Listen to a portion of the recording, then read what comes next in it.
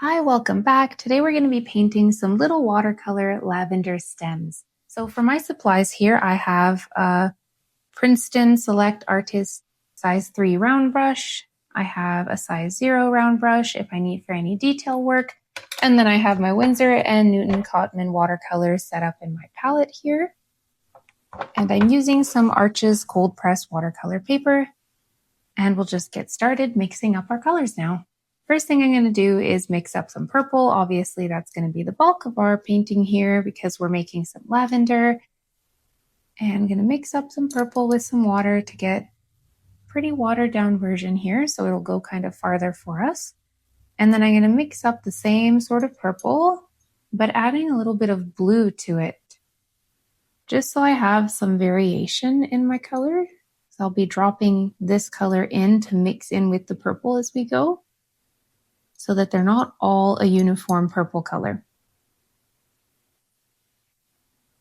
If you want to go really crazy, you can also make a blue to add in. I find lavender has quite a few varying shades throughout. It's not really just one color. It's a nice mix, and it really gives the plant a lot of depth, how it has all of these different variations of blues and purples. I really love it. It's just so pretty. And then for the green, I'm going to just pre-mix my green ahead here so I can get a feel for how it looks with these colors. I'd like a bit more of an earthy green. I'm actually going to add a bit of brown to mine. And just mix the browns and greens until I get something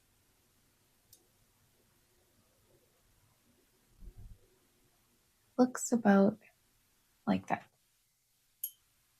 And just mixing those until I get something that's a nice earthy brown color. So I think I'm happy with that. And now we'll get started.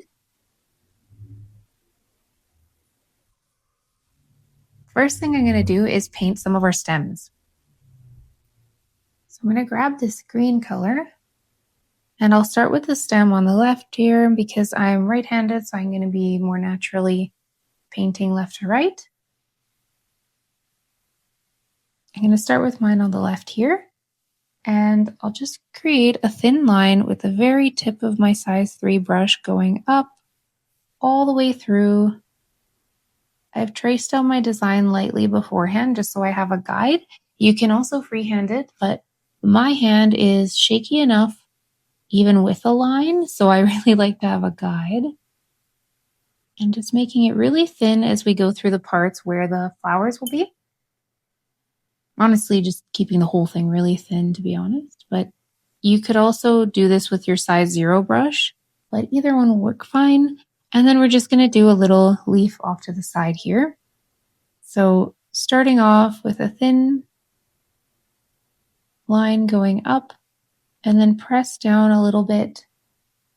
And as you get to the tip, just release that, and then bring it back down. Very small little leaf. And I'll go with the next one here, painting the stem in again, just so I can get the spacing right before I start adding the flowers.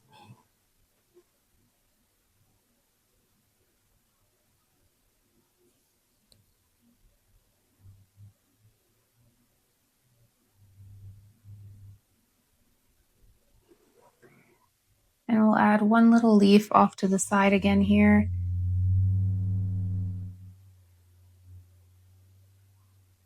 So really thin stem coming off the side, press down, release at the top. And I'm just going to do the same thing going from the bottom again on this side, getting them to meet up at the tip there.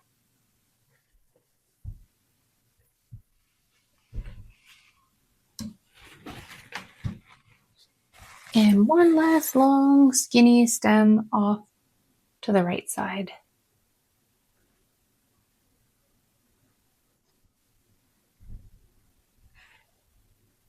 And this one will be curving out a little bit this way. So starting around here and just bringing it out to the right a bit. And can't decide if I want a leaf there or not, but I think I initially planned to do one, so I'll just add one little leaf off to the side here. I want to keep it very simple, not too busy for mine, but you could add, let me just grab some water here that's quite dry. Add some water to my green. You could add more leaves to yours if you'd like. And then again, just rounding that out and meeting at the tip there. I think I'll just leave mine with 3 so that the leaves don't take over the rest of the flower.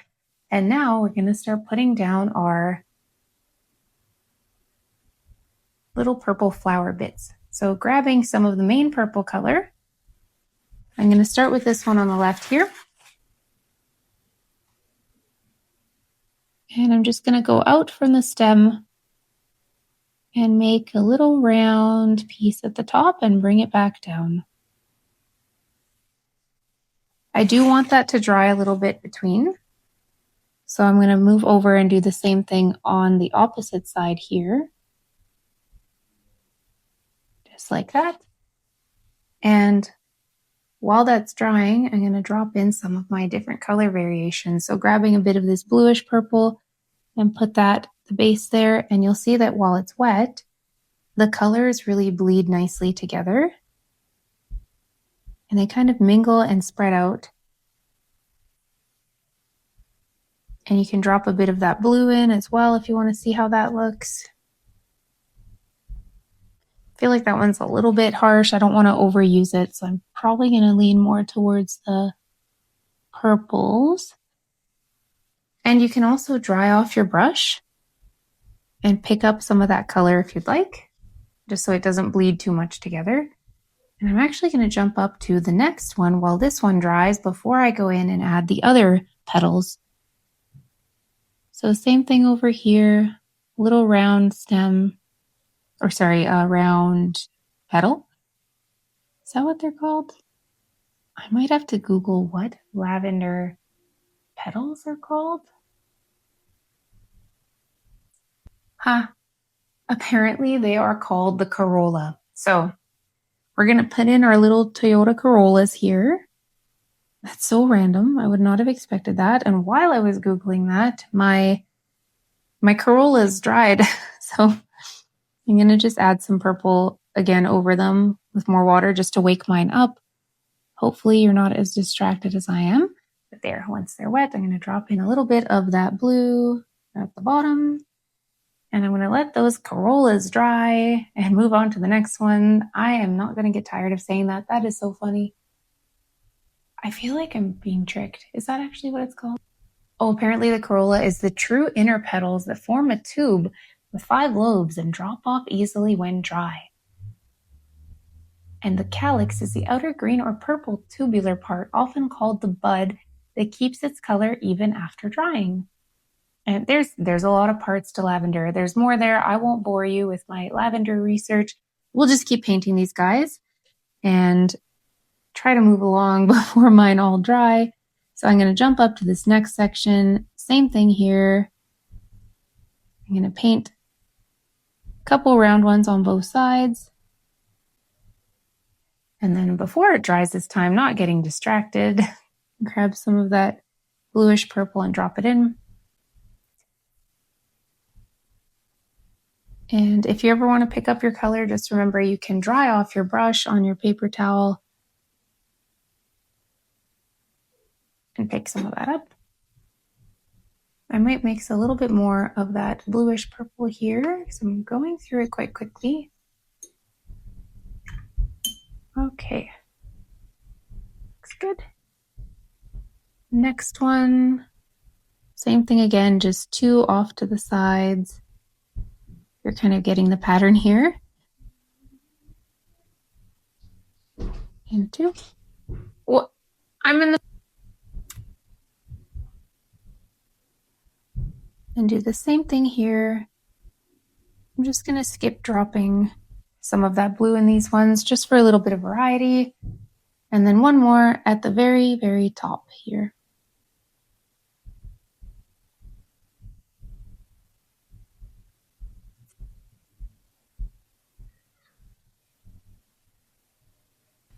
Now we're just going to continue doing the same thing here, but making the lines a bit closer to the stem. So starting from the middle here, and making two little purple lines here, or sorry, petals here and here.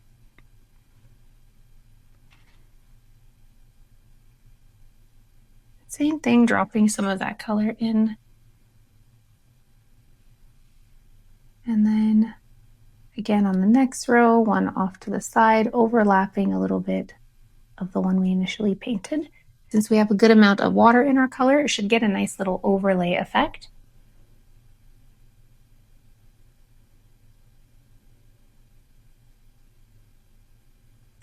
Here you can see how the line kind of overlaps where the initial one was.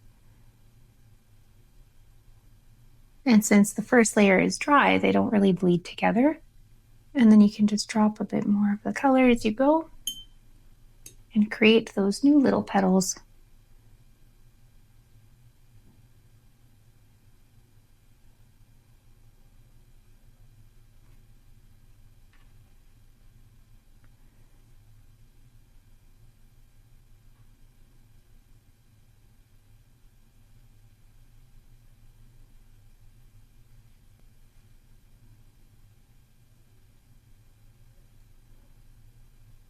And making them a bit thinner as I go up because these petals are a bit more crowded together.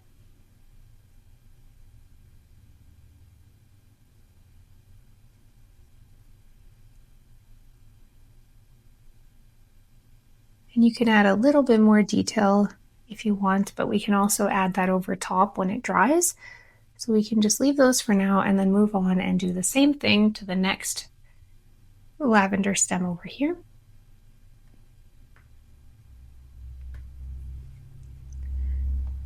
So starting off with two petals on either side. I'm just going to do a few more of them in a row now that I'm moving a bit quicker. And then go through and drop the color in them all once I've colored the main purple part. So I'll stop with those three, grab a bit of this purple, and drop a little bit of it in here, here, here. Might even grab a bit of the blue this time. Just add a tiny bit to the bottom one here, like I did on the first set.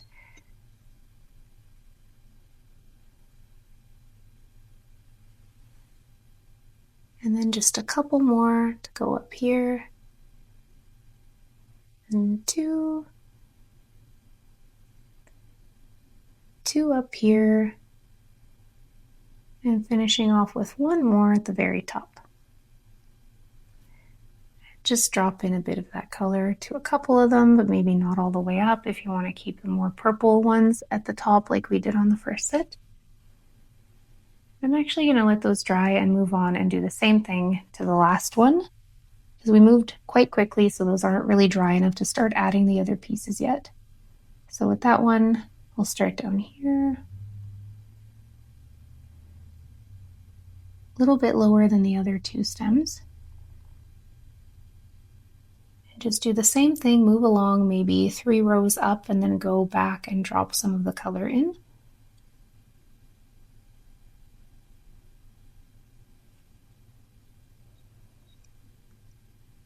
Just dab that in while it's still wet. Tiny bit of blue in that big one on the bottom. Dry off my brush, put a little bit more than I wanted there.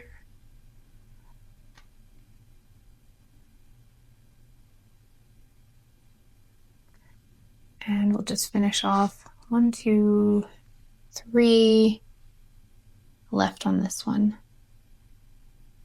So 1, 2, and 3. I'll have to add a little bit more stem there as I ran out. But I'll leave it to dry before I go through and do that. Just dab a little bit of color. Now I can go back and do the next petals on this second stem, as mine has dried up here. So same as the other time, just painting those little petals a little bit closer to the stem.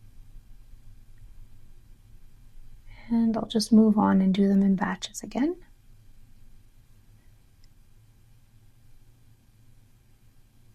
We'll go 3 up and then put some color in on them before they dry.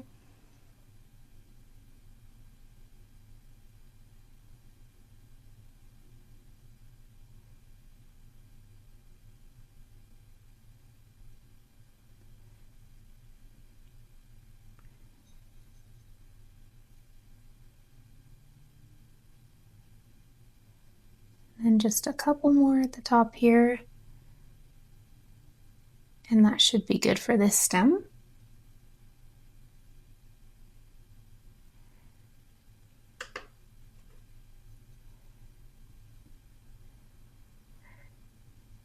And now this one's dry too, so I'll do the same thing here. Basically just repeating the same pattern that we did on the other two.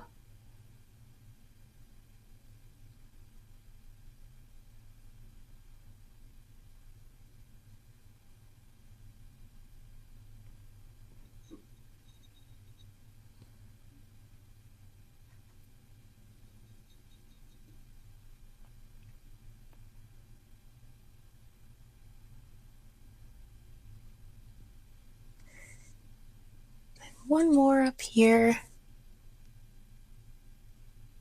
Oh, I'm going to really squash mine in here. If they kind of run together, you can just add a few details after with the detail brush. I'm going to go through and do that to mine now that they're drying. So I'll leave that last one to dry. I'm going to grab my size 0 detail brush and go through and add some lines where it may have blurred together a bit, or where I want to add some shading, maybe where the petals join the stem. Like right here, might add a little bit. And it's just a really light wash of that purple over top, so keeping it really fine and thin, and just adding a few defining lines where it may have bled together or overlapped too much. Mostly just going around the very outside edges of these petals super lightly. Really mainly just water that I'm adding here with a little bit of color. And just make sure that it's dry before you move on to do your other ones. Mine have dried here, so I'm going to go ahead and do that freely. Just outlining the general edges of these petals to create some definition, but not overworking anything too much.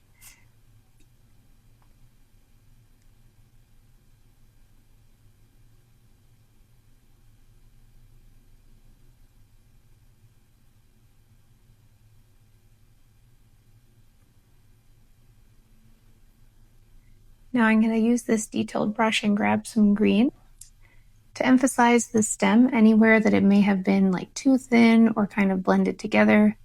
So just adding a few little green bits between here.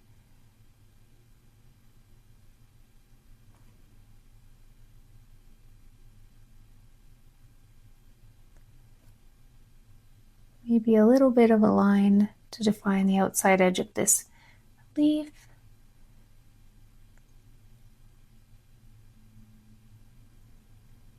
And just adding any concentrated color where you want a bit of depth and shading, or like a little bit of line going up the leaf.